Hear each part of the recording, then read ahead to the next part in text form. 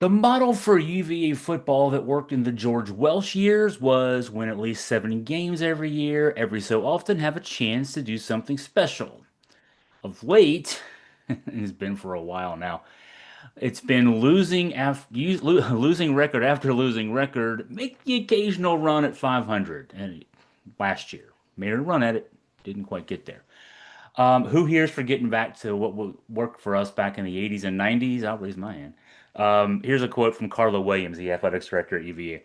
You really have to start from the subsurface and build up that infrastructure. Change a culture. You have to stack years on top of each other to build something that is sustainable at a special level. Otherwise, we're going to have these peaks and valleys every 10 years.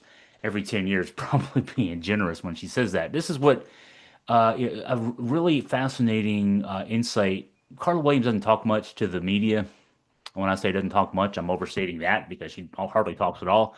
But she's done a couple of podcasts with John Freeman, the voice of the Virginia Athletics, on the radio. And it's called the Inside Virginia Athletics Podcast. And I've been mining these things because we don't get insight with her. So I've been mining these things to get insight into her thinking. And on the first episode of the podcast, she noted how her focus at the outset of her tenure, reminder she was hired in 2017, was on building up from within, starting with getting money in the budget for a full staff of coaching assistants, strength and conditioning coaches, and then also nutritionists, just basic stuff, right? And then shifting the attention to the physical infrastructure and planning and then raising money and building and finishing the $80 million football ops center that opened last year. With all those bases covered, the attention is now turned to the roster budget for football, which wasn't even a thing 8 years ago when she got the job, but has become a priority with the advent of NIL and the House settlement. Virginia boosters reportedly committed in the area of $30 million to this year's roster, and with clear-cut results in the form of top 25 rankings for the transfer class brought in by the fourth-year head coach Tony Elliott. I will note that fans, I mean, and still hear this, but certainly heard this for quite a while, noticeably frustrated at the relative lack of investment from UV Athletics in NIL. But I'd argue that looking back on it, from what we've been hearing, Williams kind of describe her approach to this. What she was trying to do was make sure we could get the most value out of whatever investments were made. In which, to her, that required taking care of the basic things like the staffing and physical infrastructure. Basically, you build the foundation, you build on top of that. Here's what she had to say. Quote, we're looking for sustained success, and that required an overhaul culturally, mentally, facility-wise, infrastructure-wise, operational support-wise, university support, academic support, all those things. It takes all of that to completely change a narrative and build a program that is sustainable, and that is exactly what has to happen. That's what we're working really hard to build right now, and it's just going to take an ongoing effort. So I see it.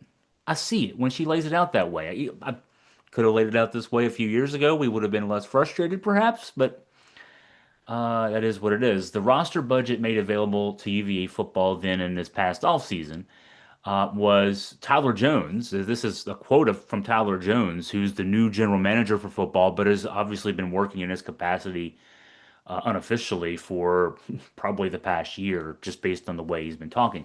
He said that roster budget was an absolute game changer.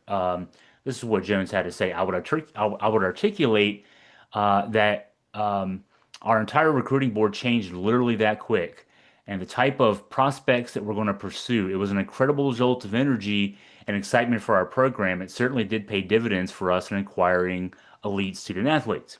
Um, he didn't name names, but I'll throw one in there. Chandler Morris, the quarterback, who threw for 3,771 yards, 31 touchdowns last year at North Texas. Originally committed to Oklahoma, was named the starting quarterback at TCU a couple times before he got hurt each year. Big time prospect. He was also recruited in this past offseason by the likes of Oklahoma State, a traditional Big 12 power that's known to have, I mean, it's got oil money. And then Ole Miss, which this past year was just on the fringe of just outside looking in, not getting into the CFP. Both those schools, incidentally, didn't go out and get some other high price prospect. They're going in-house with guys with no experience. So Virginia outbid two money programs for Chandler Morris. That's what this new budget has meant for UVA football. It doesn't register with me why the media is not picking up on this. When I say the media, us Virginia media folks know that Tony Elliott you had a big budget and he spent it well, but the national media, ACC media, not there quite yet. But that's okay. We'll see on the field. Here's the final quote from Tyler Jones about the money.